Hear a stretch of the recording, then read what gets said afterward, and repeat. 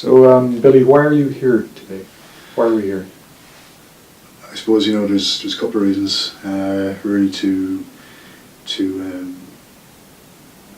highlight some of the situations that would have been in the past, given the work I've done for myself in the last number of years, but in some small way for myself, and also to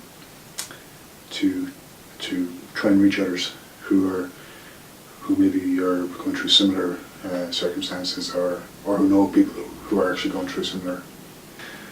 I guess I was a bit of a class clown. I could be talking around normally and all the rest of it, but anything related to someone in authority or speaking in front of the class, I would just dread it. And I know people can say it's a pretty similar experience, but I would be terrified of doing it, and I focus a lot of my worry on that. I'd just be really worried, because when you're a kid, when you're 8 or 9 years of age and you stammer and stutter, you're going to be singled out pretty much straight away.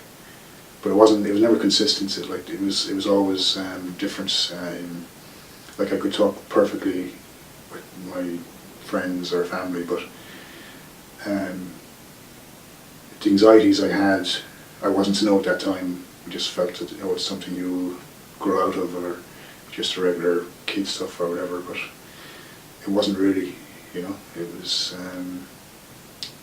was bigger than that. I went to French College in St. Peter's in Wexford, and I remember we were all chatting and laughing on the train down, and it was really good. And I went up and I went to register, but I couldn't say my name. And first I tried Je m'appelle Guillaume, and nothing came out. I couldn't say it, and I was just resting on the B. I had my tongue on the B for a while, and she said, "Oh, is your name Brendan? Is your name Brian?" I mean, as a 15-year-old kid, when it's mortifying, it was very embarrassing. So, you just don't know where to go. Is this going to be me? How am I going to, relate to people? And it's an awkward age anyway. But when you haven't got the tools or the awareness that maybe you should be, I wasn't terrified about subjects in school. I was terrified about speaking. That speech thing and mixing, it stopped me from doing things I really wanted to do in sport, even, for instance, because it was difficult to, if I met people who didn't know me, what would they think of me, if I couldn't speak and socialise properly. Okay. And was that developing into something else? I think at that stage, I think around 15 to 16 years of age it was. I mean, I would have felt very low, and I didn't know why. I mean, I just felt no self-esteem or confidence, but I felt a certain way of, why am I just remember playing a county semi-final with Dowd, and we won against Commercials, and it felt great, and it was man of the match, and I felt low, like suicidal the following day. And I was thinking, this isn't, why is this happening? And I read a lot of stuff at the time for how to help, even when I was 15, 16, and that's when I started my diaries, because I thought that would be a way of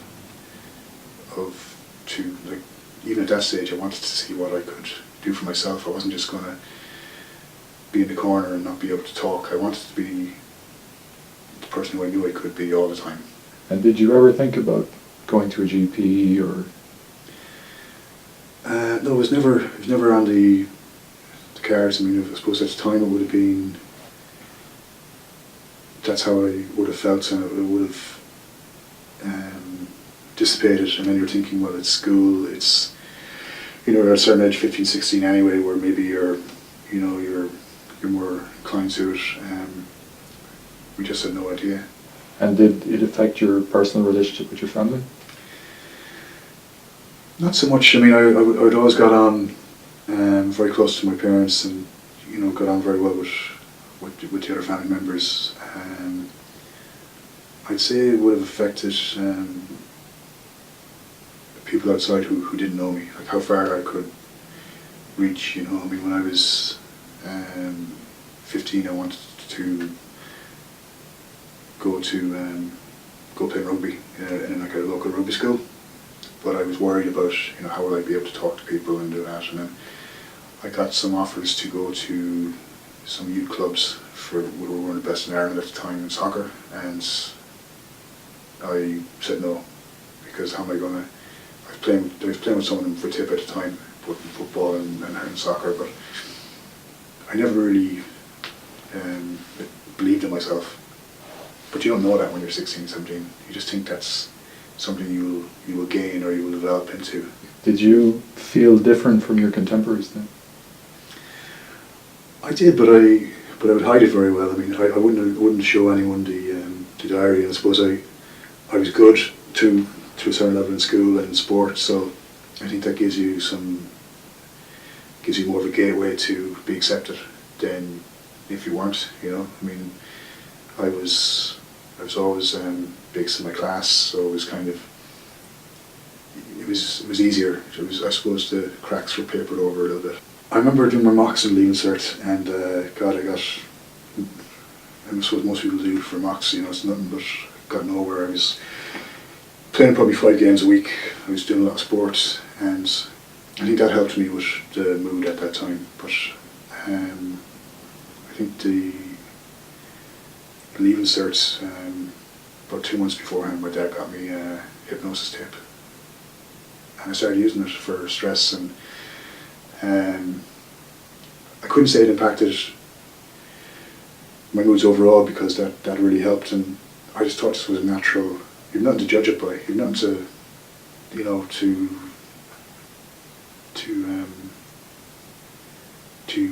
use it against. You know, you just think that's the way you are, and that's the way it'll be. It could be very gradual. You could have the best, you know, not even a high, but just the best of a normal day. Excuse me, and then you'd be thinking about, you know, all this kind of rubbish in your head about you're not worth it. You're someone who's, you know, why are you living? Like, why are you even doing this? And it's like a waves that kind of come over, and I could never, I could never know when it was going to come for me. It was just impossible to break away from, but it was something for me. I never really talked about it when I was 16, 17. It was just, that's all I knew from early adulthood, so that was me. Maybe it's just the way I am, you know.